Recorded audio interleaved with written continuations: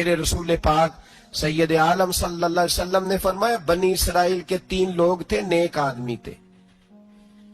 سفر پہ جا رہے تھے تو بارش تیز آ گئی، صحیح بخاری کی حدیث ہے، تیز بارش آئی، ایک غار میں پناہ لی بارش سے بچنے کے لیے، اچانک طوفان آیا تو ایک پتھر لڑک کر غار کے منہ کے آگے گر گیا، اندھیرا چھا گیا، اندر اندھیرا، طوفان ہے، پریشانی ہے۔ میرے حبیب پاک علیہ السلام فرماتے جب اندھیرا دم گھٹنے لگا، اندھیرا ہونے لگا، پریشان ہونے لگے، ایک بولا، کہنے لگا اگر زندگی میں کوئی نیک کام کیا ہے تو اس کو یاد کر کے دعا مانگو، اللہ کرے ہم سے کوئی نیک کام ہو جائے۔ جو ہوتے ہیں اس میں بھی ریاکاری ہوتی ہے، اس میں بھی ملاوٹ ہوتی ہے، کوئی نیک کیا ہے تو دعا مانگ لو۔ ایک نے ہاتھ اٹھائے اور دعا کیسے مانگی؟ اللہ اکبر، عرض کرنے لگا اے اللہ تو جانتا ہے میں نے بکریاں رکھی ہیں، میں دودھ دھو کے بیچتا ہوں، میرے بیٹے بھی ہیں، بیٹیاں بھی ہیں، اولاد بھی ہے، اور میرے پاس لوگ دودھ خریدنے بھی آیا کرتے تھے، اور اللہ میرے بوڑھے ماں باپ ہیں، میں نے اپنی زندگی کا طریقہ بنایا ہے جب تک ابا جی دودھ نہیں پیئیں گے کسی کو نہیں ملے گا، جب تک میری بوڑھی ماں کے لبوں سے دودھ نہیں لگے گا کسی کو نہیں ملے گا۔ اے اللہ وہ رات بھی تو جانتا ہوگا جب میں دیر سے آیا، دودھ دھویا تو ماں باپ سو چکے تھے، عرش کے مالک تو بھولا نہیں کرتا، تو بھولنے سے پاک ہے، میرے رب میں دودھ کا پیالہ لے کے ساری رات کھڑا رہا ماں باپ کے سرانے، نہ میں نے دودھ بیچا نہ میں نے بچوں کو دیا، آدھی رات کے بعد ان کی آنکھ کھلی، انہوں نے دودھ پیا، اے اللہ میری اماں بھی مجھ سے بڑی راضی ہوئی، میرا باپ بھی بڑا راضی ہوا، مالک اگر وہ عمل واقعی تجھے قبول ہے تو اس مصیبت سے نجات دے دے۔ میرے نبی پاک علیہ السلام فرماتے اس نے یہ وسیلہ دے کے دعا مانگی تو اللہ نے پتھر سرکا دیا، پہلے روشنی نہیں آ رہی تھی اب روشنی آنی شروع ہو گئی، پتہ چلا جو زندگی میں روشنی چاہتا ہے وہ ماں باپ کی نوکری کرے، جو زندگی میں روشنی چاہتا ہے وہ ماں باپ کی بلے شاہ تو آسمانی اڈدیاں پھڑنا ہے، اور جڑا گھر بیٹھا انہوں پھڑیا ہی نہیں، ان کی نوکری کرو روشنی ملے گی۔ دوسرا بولا، اس نے کہا اے اللہ تجھے پتہ ہے میں نے کئی لوگ مزدوری پہ رکھے ہوئے ہیں، ایک شخص مزدوری کرتا تھا تو کچھ کلو کچھ سیر چاول، کچھ چاول اس کی مزدوری بنے، مثال دے کے سمجھاتا ہوں، 10,000 کے چاول اس کی مزدوری بن گئے، میں نے اس کو کہا مزدوری لے لے تو وہ ناراض ہو کے چلا گیا ناراض ہو کے، لیکن اے اللہ میں نے اس کا مال کھایا نہیں، میں نے مزدور کا حق رکھا نہیں، اے اللہ میں نے 10,000 علیحدہ کر دیا، وہ چاولوں کی قیمت میں نے علیحدہ کر دی، جب میں کاروبار کرتا تو میں نے اس کا پیسہ انویسٹ کر لیا، پھر اس پیسے سے میں کماتا رہا، ایک وقت آیا کہ زمانے بیت گئے، وہ 10,000 10 لاکھ یا یوں سمجھ لے 10 کروڑ ہو گیا، کئی گائیں کئی اونٹ کئی پلاٹ آ گئے، اے اللہ کئی زمانے کے بعد وہ مزدور لوٹا اور کہنے لگا صاحب میں غریب ہو گیا ہوں، تنگ دستی آ گئی ہے، بوڑھا ہو گیا ہوں، وہ میرے پیسے تو دے دیں۔ تم اے اللہ میں بے ایمان نہیں ہوا، ایک رتی برابر بھی میرے دل میں میل نہیں آئی، میں نے کہا یہ اتنی درجن گائیں تیری، یہ اونٹ تیرے، یہ پلاٹ تیرے، وہ کہنے لگا تو مجھ سے مذاق کرتا ہے، میرے تو تھوڑے سے چاول تھے، یوں سمجھ لے 10,000 کا اور اتنا کچھ، میں نے کہا وہ تیرے پیسے تو ناراض ہو کے چلا گیا، میں نے ڈھونڈا تو ملا نہیں، وہ تیرے پیسے میں نے انویسٹ کیے تو آج یہ سارا سرمایہ اسی کا ہے۔ اے اللہ وہ بوڑھا مزدور جب اتنی گائیں ملی، اتنے اونٹ ملے، اتنے اسے پلاٹ ملے تو وہ روتا دعائیں دیتا گیا، اے اللہ اگر تجھے میرا وہ عمل قابل قبول ہے تو اس مصیبت سے نجات عطا فرما۔ میرے نبی پاک سید عالم صلی اللہ علیہ وسلم فرماتے پتھر تھوڑا اور ہٹ گیا، اب تیسرا بولا عمل کا وسیلہ دے کے او بھائی کوئی عمل بچا کے رکھ، کچھ کر لے، کچھ زندگی میں اکٹھا کر لے، کوئی تو ایسا عمل ہو جب قیامت آئے تو مصیبت سے بچ سکے، تو قبر میں مصیبت سے بچ سکے، تو دنیا میں مصیبت سے بچ سکے، میرے رسول پاک سید عالم صلی اللہ علیہ وسلم فرماتے ہیں، تیسرا بولا، کہنے لگا اے اللہ تو جانتا ہے میں جوان، میں رانا، میں حسین، مجھے عورتیں دعوت دیتی تھی، اپنی طرف مائل کرتی تھی، لیکن میں کسی پر نہ دیکھتا، بس ایک چچا کی بیٹی پہ میں عاشق ہو گیا، اس کے میں قریب جانے لگا، بلانے لگا، 100 دینار بھی اکٹھے کیے اس کو دینے کے لیے۔ ایک ایسا وقت آیا کہ وہ راضی بھی ہو گئی، اے اللہ تنہائی بھی آ گئی، یوں سمجھ لو کہ میں جوان بھی، حسین بھی، مالدار بھی، میں چاہوں تو ایک ایک دن میں 4 دفعہ میں بدکاری کر سکتا تھا۔ اے اللہ ساری خوبیاں تھیں، وہ بی بی میرے پاس آئی، کمرہ، تنہائی، کوئی دیکھنے والا نہیں تھا۔ جب میں اس کے قریب جانے لگا تو وہ عورت کہنے لگی تو رب سے ڈر جا، رب سے ڈر جا، رب سے ڈر جا، اے اللہ طاقت بھی، جوانی بھی، حسن بھی، مال بھی، میں سب کچھ کر سکتا تھا پر تیرے لیے۔ اور اگر مسلمان ہوگا تو کہے گا اے اللہ تیرے رسول کے لیے، اے اللہ مدینے والے چاند کی بات مان کے، اے اللہ آمنہ کے معصوم کی بات مان کے، اے اللہ جناب فاطمہ الزہرا کے ابا کی بات مان کے، میں نے اپنے نفس کی خواہش کو کچلا اور کچل کر کے میں نے وہ گناہ نہیں کیا، اس کو آزاد کر دیا۔ اگر وہ عمل تیری بارگاہ میں قبول ہے تو نجات دے دے۔ میرے نبی پاک فرماتے ہیں بس دعا ختم ہوئی تو اللہ نے پہاڑ دور پھینک دیا، اللہ نے نجات دے دی۔ اللہ کرے میری ملت کے جوان کو بھی یہ نیکی نصیب ہو جائے، اللہ کرے ماں باپ کی خدمت کرنے والے بن جائیں، اللہ کرے ہم مزدوروں کا حق دینے والے بن جائیں، اللہ کرے ہم بے ایمانی دھوکے بازی کو چھوڑ دیں۔ اگر کوئی ایسا عمل ہوگا تو اللہ دنیا میں بھی نجات دے گا مشکلوں سے، قبر میں بھی اللہ نجات عطا فرمائے گا، قیامت میں بھی اللہ۔ عمل کا وسیلہ دینا رب کی بارگاہ میں جائز ہے، بولیے اللہ کے ناموں کا وسیلہ دینا جائز ہے۔ کوئی بھی عبادت اگر خلوص کے ساتھ کی جائے، میرے نبی پاک نے فرمایا فرض نماز پڑھ کے تو جو دعا بھی مانگے گا رب تیری قبول فرما لے گا۔ فرض نماز پڑھ کے جو دو دعا بھی مانگے گا اللہ تیری، اس کا مطلب ہے اعمال کی برکت سے اللہ دعائیں قبول کرتا ہے، اللہ دعائیں قبول، بس پھر وہی دعا کرتا ہوں اللہ ہمیں خلوص والے عمل کی توفیق عطا فرما۔ اچھا یاد رکھیے گا،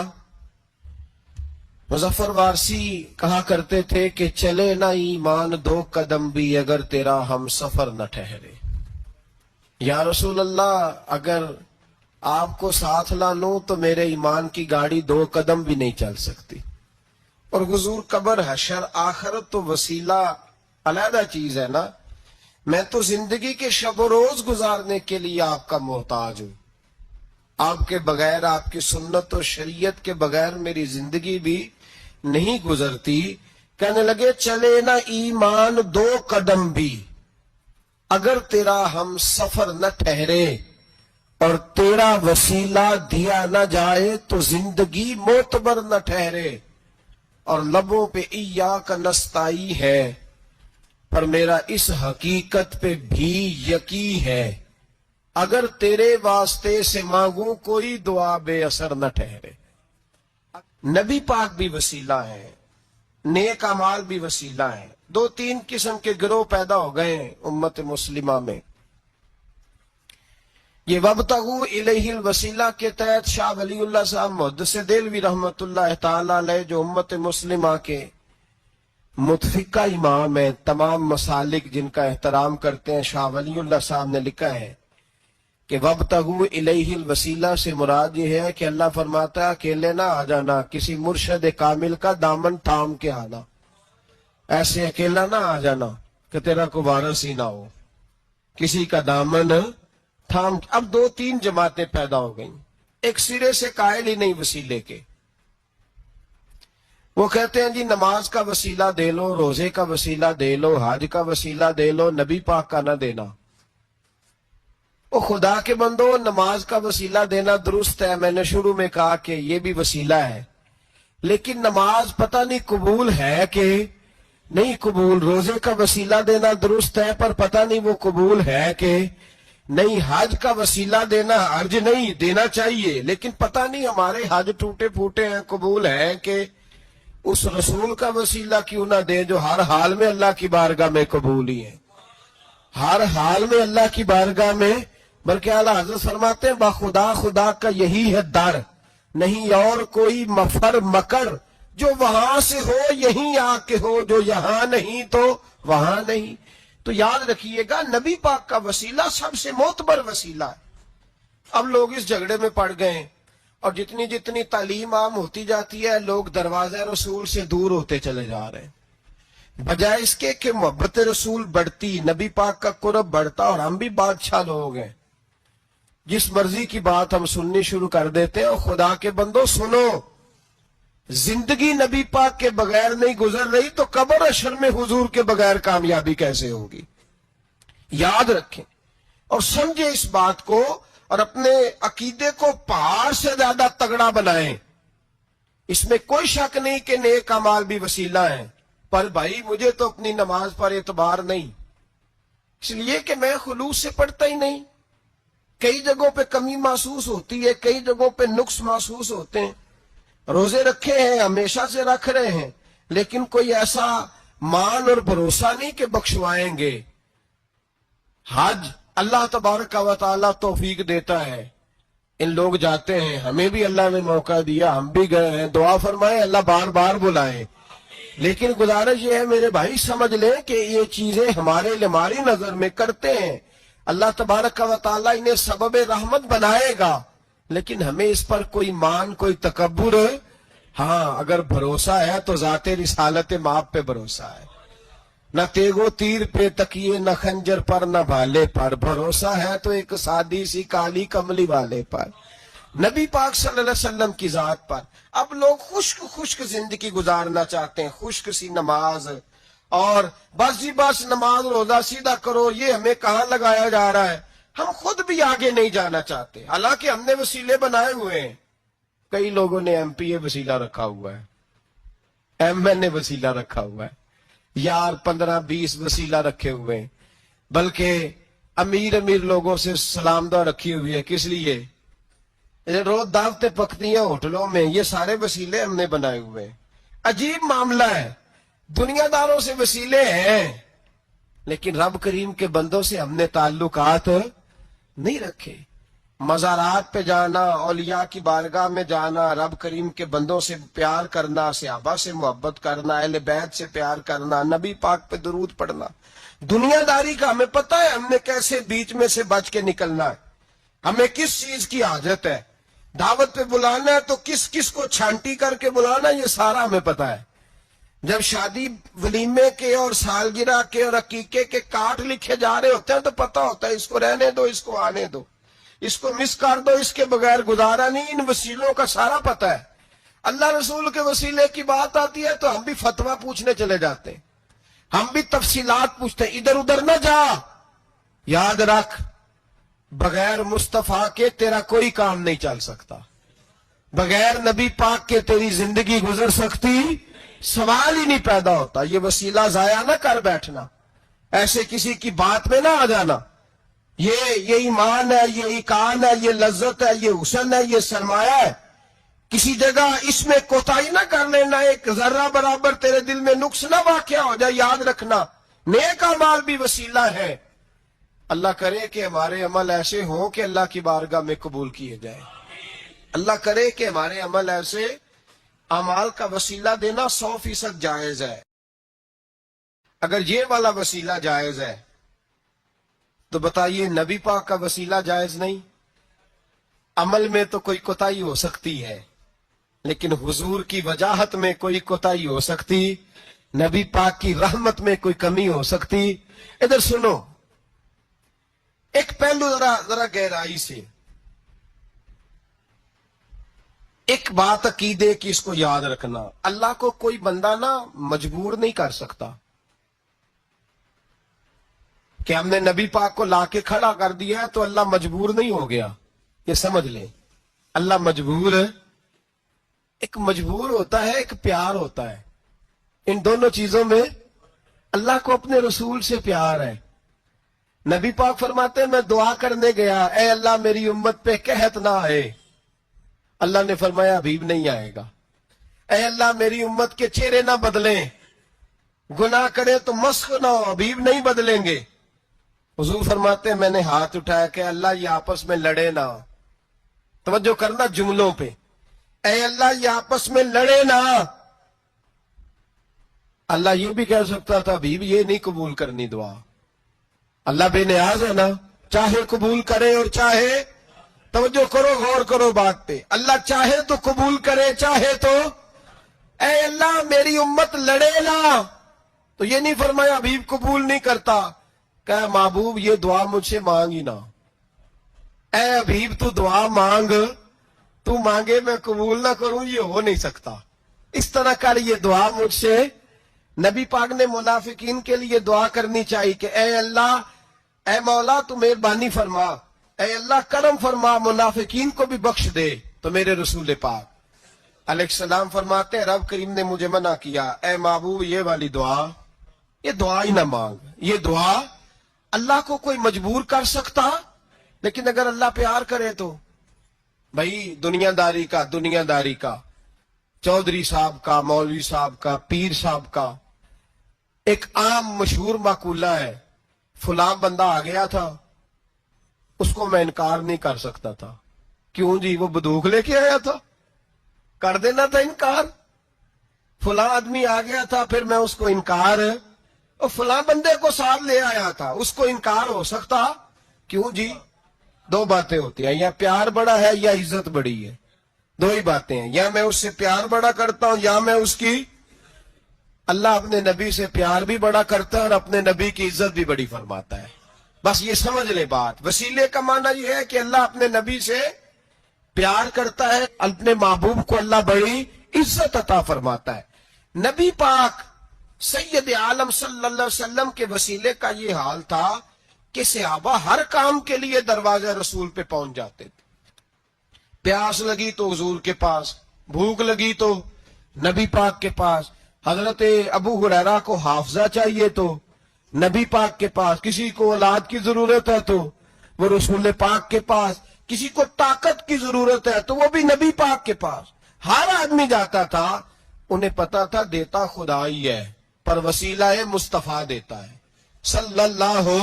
علیہ، اور حضور نے فرمایا انما انا قاسم، بخاری مسلم میں فرمایا میں تو بانٹنے والا ہوں، میں قاسم ہوں، واللہ یؤتی، ہاں عطا کرنے والا اللہ ہے، میں قاسم ہوں اور دینے والا اللہ ہے۔ صحابہ ہمیشہ نبی پاک کے واسطے سے دعا مانگتے، انہیں پتا تھا اگر تیرے واسطے سے مانگوں تو کوئی دعا بے اثر نہ ٹھہرے۔ ترمذی شریف، ابن ماجہ، دیگر تمام کتب میں امام احمد نے اپنی مسند میں نقل کیا، حضرت عثمان ابن حنیف کہتے ہیں میں نبی پاک کے پاس بیٹھا تھا تو ایک نابینا صحابی آئے، عرض کرنے لگے یا رسول اللہ صلی اللہ علیہ وسلم میں نابینا ہوں، میرے لیے دعا کریں اللہ مجھے آنکھیں عطا فرمائے، دعا کریں۔ اب حضور نے پتہ کیا کہا، نبی پاک نے فرمایا دو باتیں، یا تو صبر کر لے یا میں دعا کر دیتا ہوں، صبر کرے گا تو اللہ جنت دے گا، یا تو صبر کر لے یا میں، صحابی بڑے پیارے تھے، کہنے لگے یا رسول اللہ جنت تو اللہ اپنے فضل سے دے گا ہی، میں نے نہیں صبر کرنا، مجھے آنکھیں چاہیے،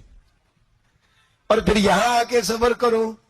این خزانے کے پاس جا کے صبر کروں، حضور میں نہیں صبر کرتا، اب دعا کریں۔ تو نبی پاک نے دعا سکھائی،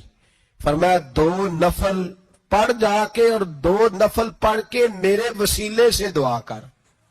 کیا کر؟ اللہ سے کہہ کہ اللہ میں تیرے پاس تیرے رسول کا وسیلہ لے کے آیا ہوں، اور پھر کہنا یا محمد انی توجہت الیک، کہنا ہے محمد صلی اللہ علیہ وسلم میں آپ کے وسیلے سے اللہ کی بارگاہ میں حاضر ہوں، اور پھر اللہ سے کہنا کہ اے اللہ تو اپنے نبی کی سفارش میرے حق میں قبول فرما۔ کون سکھا رہا ہے؟ بولیے، کس کو؟ بولیے، کہا جا میرے وسیلے سے جا کے دعا کر۔ حضرت عثمان کہتے ہیں وہ چلے گئے، 2 نفل پڑھے، حضور کے وسیلے سے دعا مانگی، فرماتے ہیں وہ چلے گئے پر ہم کوئی نہیں گئے. آپ کیوں نہیں گئے؟ تو صحابہ کا نظریہ بتاتا ہے کہ وہ گئے اس لیے نہیں کہ ہم حضور کا معجزہ دیکھ کے ہی جائیں گے. کہتے ہیں ہم گئے نہیں. تھوڑی دیر گزری تو وہ صحابی جو اندھے گئے تھے جب واپس آئے ہیں تو اللہ نے انہیں آنکھیں عطا فرما دی. گئے تھے تو نابینا تھے, آئے تو بینا ہے. میرے نبی پاک صلی اللہ علیہ وسلم کا توسل حضور کا وسیلہ خود حضور نے سکھایا ہے, خود نبی پاک نے. اور صحابہ کرام علیہم رضوان اس مزاج پر پورے عامل تھے.